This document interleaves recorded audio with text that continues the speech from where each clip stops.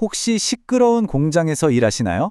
아니면 작업 중에 갑작스러운 폭발음을 겪은 적이 있으신가요?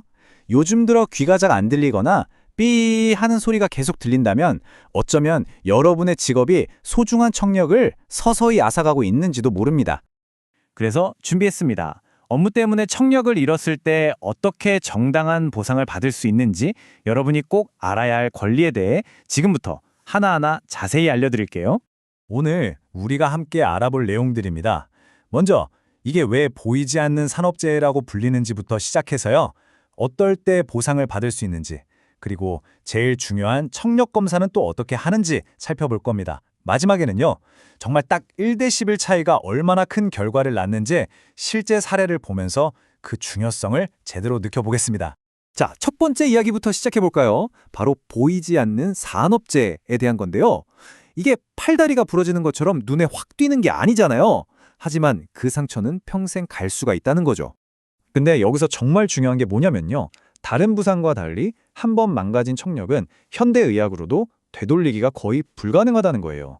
그래서 제대로 된 보상을 받는 게 무엇보다, 정말 무엇보다 중요합니다. 자, 그럼 궁금하실 거예요. 내 경우도 과연 산재가 될까? 이 질문의 답을 찾으려면요. 먼저 법에서 인정하는 귀의 장애가 정확히 뭔지부터 알아봐야 합니다. 법에서는요, 귀의 장애를 크게 두 가지로 나눠서 봅니다. 하나는 우리 대부분이 생각하는 거, 그러니까 소리를 듣는 능력 자체가 망가진 청력 장애고요. 다른 하나는 사고 같은 걸로 귓바퀴 모양이 변형된 결손 장애예요.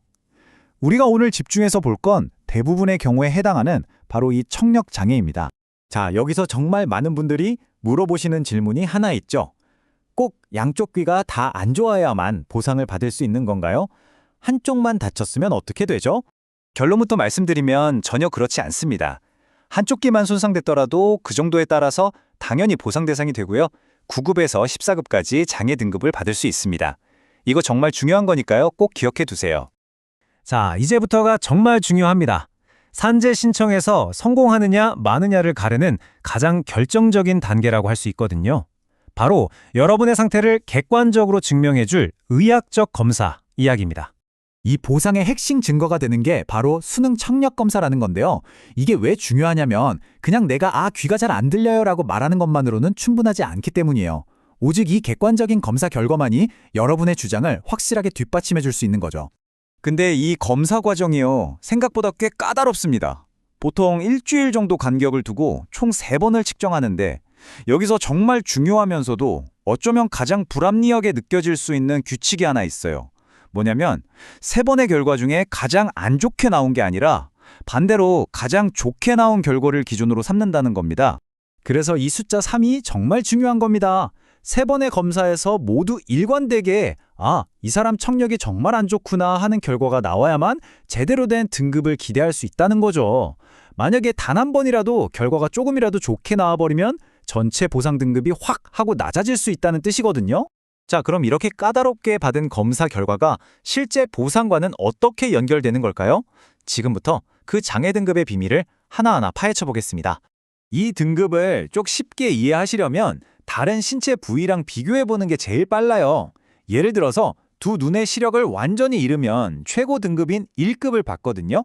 그런데 두 귀의 청력을 완전히 잃어도 최고 등급은 4급에서 시작합니다. 그만큼 청력 장애에 대한 등급 기준이 좀 다르다는 걸 알 수 있죠. 이 표를 보시면 한눈에 들어오실 텐데요. 양쪽 귀의 청력을 완전히 잃는 4급의 경우에는 평생연금이 지급되고요. 6급에서 7급처럼 아주 심각한 경우엔 연금이나 일시금 중에서 선택할 수 있습니다. 하지만 그 아래 등급부터는 일시금으로만 보상이 이루어져요. 그러니까 내 청력 상태가 지금 어느 등급에 해당되는지 미리 확인하는 게 굉장히 중요하겠죠? 자, 그럼 지금부터는요. 많은 분들이 실제로 궁금해하시는 몇 가지 질문들을 콕콕 집어서 명쾌하게 답변해 드릴게요. 특히 평생 시끄러운 곳에서 일하다가 은퇴하신 분들이 정말 많이 물어보시는 질문이에요. 아이고, 내가 회사를 그만둔 지가 언젠데 이제 와서 이걸 신청할 수 있나? 하고요. 네, 그럼요. 물론 가능합니다. 왜냐하면 이 소음성 난청이라는 게 수십 년에 걸쳐서 아주 서서히 진행되는 병이거든요. 그래서 퇴직하고 나서야 내 귀가 이 정도였나? 하고 깨닫는 경우가 정말 많아요. 과거의 근무 환경과 현재의 청력 손실 사이의 인과관계만 명확하게 증명할 수 있다면 퇴직 후에도 당연히 보상을 청구할 수 있습니다. 청력 손실만큼이나 보통스러운 증상이 있죠. 아무 소리도 안 나는데 귀에서 계속 삐 하는 소리가 맴도는 이명.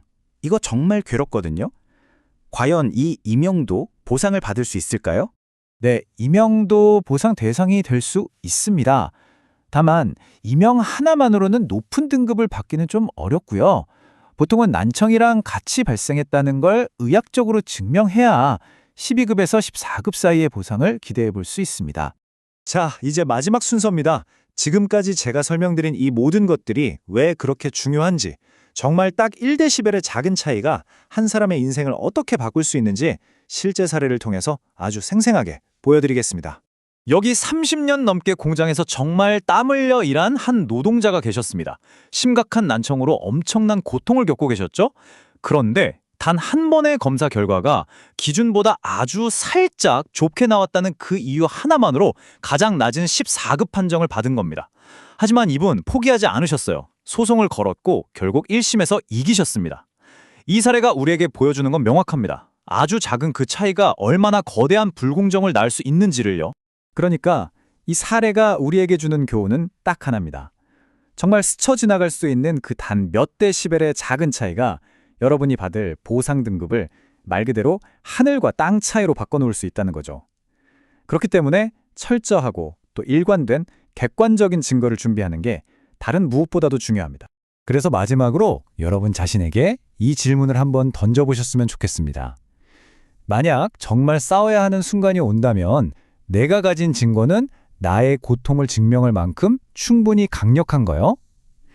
오늘 이 내용이 여러분의 소중한 권리를 지키는데 조금이나마 도움이 되었기를 바랍니다.